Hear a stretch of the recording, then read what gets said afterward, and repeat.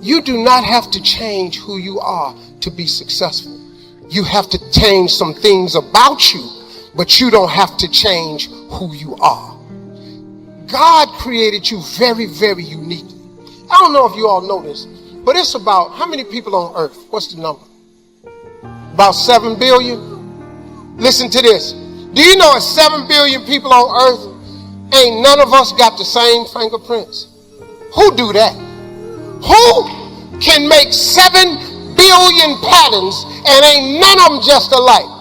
That's your God, your creator. That's how unique he made you. He made you so unique, you got your own set of fingerprints. It's probably been, I don't know, some billions of people that already died. Billions of people have died. Guess what? Ain't none of them had the same fingerprint either. God made you uniquely you. God could have created all of us exactly alike. He could have called these angels. God chose something completely different. He made each one of us to be a very unique being. Each one of us has got our own thumbprint, our own eye print. Our DNA is unique to all of us. And not only that, if you were raised in the same family, you and your brother, you and your sister, from the same mother, yet you develop a different taste bud. It is God's choice for us to be unique. That's how unique we are. What is your point of reference? What is your point of reference as a man? What is your point of reference as a woman? What is your point of reference as a father, a mother? What is your point of reference for love? Your career, your surroundings, self-respect, your goals. What is your point of reference? You're talking to somebody out there. You have horrible taste in friends. You have horrible taste in picking boyfriends, girlfriends. You have horrible taste in trusting people. What is your point of reference? Because you're 21 and older doesn't make you a man. Because you're capable of making a child doesn't make you a mother or a father. If you witness failure all your life, you're either going to decide to break the cycle, or without you being conscious of it, you're a part of the cycle. You have become a duplicate of your mother and your father. You have become a duplicate of everything and everybody that you grew up around. Because why? That is your point of reference. That is the blueprint. You have become your mother and father without you knowing. Here's a little secret. I don't drink. I don't smoke. I don't do any type of drugs, ever. Because my life as a kid was consumed all forms of alcohol and drug abuse. It completely turned me off. I decided I don't want to be like my mom and my dad. People in my family, my boys, my homegirls, my surroundings, I want nothing to do with it. It's a conscious decision, but it easily became a duplicate. And I wonder how many people today are watching this message right now, and you're trying to do it like someone else, you're trying to be just like somebody else, you're just a copycat, and you're wondering, how come I feel stuck? How come I can't move forward? I got a feeling, why don't you shut off that other person's armor, and why don't you walk it out the way God called you to walk it out? I am strong, I am talented, I am healthy, I am valuable. Those are not just positive affirmations. You just invoke a blessing on yourself. When you speak it out, you give life to what you're saying. It's not enough to just think this. You don't bless yourself by just dwelling on positive thoughts. Nothing happens until you speak. When you say, I am blessed, blessings come looking for you. When you say, I am prosperous, good grades start heading your way. You have to say, I am confident, before you're going to feel confident. If you'll say it long enough, what happens is those words get down in your spirit. You believe what you say about yourself more than what anyone else says about you. When you hear yourself day after day, I am healthy, I am talented, I am confident, I am valuable, it's changing how you see yourself. Over time, you're going to become what you're saying. You are who you are in part today because of what you've been speaking over your life. And what you believe about what you can be, and what you believe about what you have inside of you, and what you believe about what God called you to do, and what you believe about what you're going through. That's what I'm talking about. The currency of confidence. So when you're young, you start borrowing confidence from the wrong places. You borrow confidence from sexual attractiveness. Partner after partner after partner after partner. And rather than ever being in a real relationship, the good part, you have to love somebody for who they are, not what they look like. You take this feeling of, oh, I have somebody, and you borrow the confidence of having somebody. But when you borrow confidence from the wrong places, the interest rate is ridiculous. I'm talking about when you get in a relationship where you have to compromise your values to get your needs met. Y'all, that's worse than the check cashing place. It's an interest rate. And let me tell you another thing. While I got you fired up about all the people that you kept going to because you wanted them to validate you, but they can't because they're not God. They didn't make you. They don't know you like that. And they have their own insecurities. So leave them alone and get it from God. You keep trying to borrow confidence from people who have insufficient funds. They can't do it! They can't! As a man, my father was married to my mother for 30 years. I'll find myself looking for someone that reminds me of my mother, because that will be my point of reference. I will find myself trying to do all the things that I witnessed my father as a husband. That's my point of reference. If my father is successful, he's an entrepreneur. He's constantly grinding, starting up new companies, negotiating, and I see him inspired and motivated all the time about life and career and trying to educate himself and further his way up the success ladder. That will become my blueprint and my point of reference for success. And I'll find myself wanting nothing more than a duplicate of my father, because that is my successful point of reference. Have you become a duplicate of your mother? Have you become a duplicate of your father? Have you become a duplicate of your parents, of your environment? See, I believe that we were all born individuals. God made me an individual. My head is not connected to anybody else. I am my own man. God made me individually me, so I can do and be and become anything I want. What is your point of reference? Opposites in conflict. That seems to be the setup for a human adventure. One contesting against the other, vying for the territory. Would there be light without darkness? We probably wouldn't call it light. What gives us the value of one is the contrast of the other. But darkness is always trying to move in and take all the territory. But if you turn on the light, its energy starts to repel darkness. Darkness begins to move away. And the brighter the light, the further away the darkness must move. If you walk into a dark room and turn on the light, the darkness is what? Gone. But here's the point to remember, not very far. The darkness seems to, yes, it's gone, but it's waiting for its chance.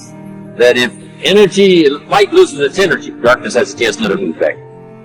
The better realistic illustrations, and that's health and illness at odds in your body. Illness trying its best to drive health into a small corner and occupy the territory. And health trying what? To push illness into a small corner. There's this contest going on. Who's going to occupy the territory? If one stays strong, the other is diminished. If the other gains in power, then the other is. So what you must learn to do is cooperate with the positive side of everything in your body and your life. Sometimes we sabotage our own best interest. The body needs a banana, you send it a Coca-Cola. And the body says, what is the deal? I'm health trying to drive illness into a small corner. I ordered a banana, you send me a Coca-Cola. So the body could rightfully say what? Whose side are you on? Give us a break. We need every tool we can get to keep illness at bay. Because if we get weak, I'm telling you, it moves in, takes the territory. So we're in the middle of this contest. Here's what it's called: opposites in conflict. Here's one of the bigger conflicts: liberty and tyranny. Liberty is the absence of tyranny.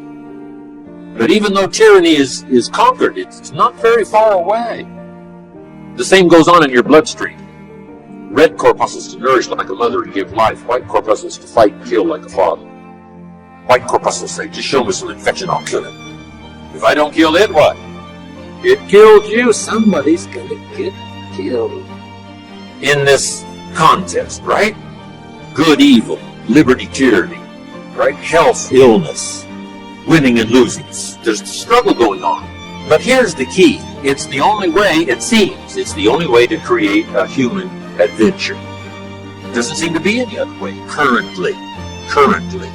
Now some speak of a new heaven and a new earth. Maybe the whole arrangement will be different. Could very well be, but in this current experience, it seems like to create an adventure, to create a unique human scenario, we need opposites in conflict. That's the deal. You've always got to draw a line somewhere and tell illness, hey, you can't have any. You've got to throw up the barriers, draw a line in the sand. Tyranny cannot be rehabilitative. Tyranny can only be restrained. We must play this game. We must fight this game. But here's what it creates: a great adventure.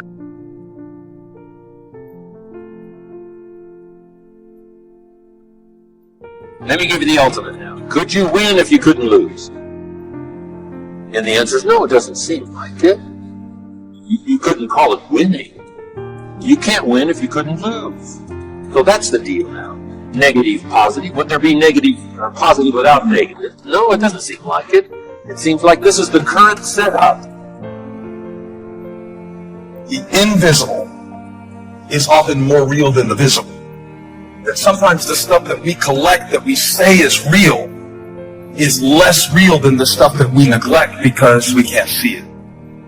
I'm talking about your state of mind. I'm talking about your relationships with others. I'm talking about the way that you process disappointment, those things. The way that you treat people who can't do anything for you, those things. There is visible kingdom world, but there is an invisible kingdom within you that is more important than the kingdom around.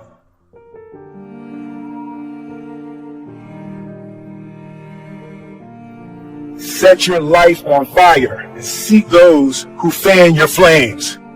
Don't be hanging with no jank-ass jokers that don't help you shine. The prerequisite for spending time with any person is that they nourish and inspire you. They feed your flame. There's been very few times in my life that I looked left or looked right and didn't find a person who believed and supported me. There's always been a person beside me fanning my flames.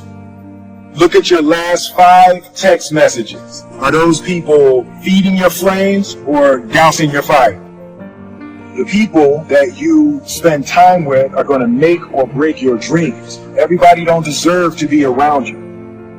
Look to the people around you. Are those people throwing logs on your fire or are they pissing on it? You got to defend your light with your life. If you can't detach from yourself, then you can't see yourself. And so how do you detach from yourself? How do you learn to do that? A good drill for this is try to imagine the way other people see you, what other people are thinking of you. One place where this happens, that definitely happened to me, is when I started getting put in charge of things. I started thinking about other people's perspectives. If you're in charge, then what kind of representation are they receiving? And if you work for someone else, it's the same questions. What does the boss see me do? What kind of representation am I making of myself to my boss? So the question becomes, how well do you represent yourself? What shortfalls do you have? Now, when you first start looking, it's like you're looking at an overgrown lawn. There are some big, obvious problems, so you do a broad, just kind of general cut of the grass. You fix some of the big, easy problems. But once you've done that, you've gotten rid of some of those big obvious problems, you notice some more detailed problems. So you start trying to fix them. You know, for the foreseeable future, it looks like it's been that way as long as we can remember and as long as the history tells us. So, here's what you want to do if you want the adventure. You must learn to play this game. To work with all the positive forces to defeat the negative forces as early and as soon and as much as possible. To contain the ravages of disease that want to take you early. You've got to fight back. You can't just leave it. Somebody says, well, I got my fingers crossed. Not a good philosophy. Jump on the positive side of whatever you want. See if you can't help out in this warfare, in this push-shove match. That's the key. Don't neglect a new life if you started a new life. What if you said to a brand new mother, where is your baby? She says, I have no idea. You would say, no, that isn't right. If you start a new life, you must care for it. You must protect it. You must give it life, give it nourishment. Now here's the other part. You must protect it. That's why the old wise man said, we must learn to love and hate. Oh, underline that. You must learn to love and hate. And the illustration he used was, you must learn to love good and hate evil. To deal with the weeds in your garden, you've got to hate weeds. You've got to hate them enough to what? Kill them. You can't say, well, poor weeds. Say, no. This ain't the deal, poor weeds. Don't go soft on this stuff. You've got to hate evil. You've got to hate the weeds that are out to destroy your garden and rob your children of the nourishment they deserve. You've got to take the life of the weeds, or they will take the life of your garden. Somebody's going to get killed. Remember? So, learn the good evil. Now, here's the greatest battle. In the mind. Here's what you must not become. A victim of yourself. What is that insidious voice inside your own head that says, you're too short, it'll never work for you, you're too tall, right? It's over for you. It's never worked for you before. What gives you any idea that it'll work for you now? You've never been able to rise up and take charge of your life. What makes you think you can do it now? There's going to be too many obstacles out there. You'll never overcome them all. What is that insidious voice? It's the same game going on inside your head that's going on in the world. Liberty and tyranny in a push-shove match. Here's what you've got to do. Cooperate with the positive side of your life. And let faith drive out doubt. Right? Let winning drive out losing. Let positive drive out negative. But you got to get into the contest. And why get into the contest? Because that's how you create an adventure. There is no other way. It takes both. You've got to learn to laugh, yes. That's not what the wise man owns. You can't just learn to laugh and keep on laughing. No, that's silly. It says there's also a time to cry. You've got to learn to both laugh and cry. Then it said you must be so sophisticated is not to laugh when it's time to cry. That now gives you an understanding what life is all about. Sadness and joy. The contest. The difference. And yet it creates the adventure. It's supposed to create an adventure. But here's the adventure. To overcome the evil. To put evil in its place. Just like in your mind, you've got to stand guard at the door of your mind. And see if you can't suppress. See if you can't do battle with the negative forces. Don't become a victim of yourself. Beware of the thief on the street that's after your purse. But also beware of the thief in your mind that's after your promise. See if you can't engage in this mental contest and win the day.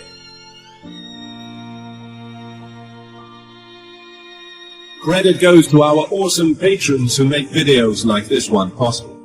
Consider joining them to support our work. You can also support us by subscribing to our channel and clicking the bell button to get notified when our new videos are released. And as always, thank you for watching.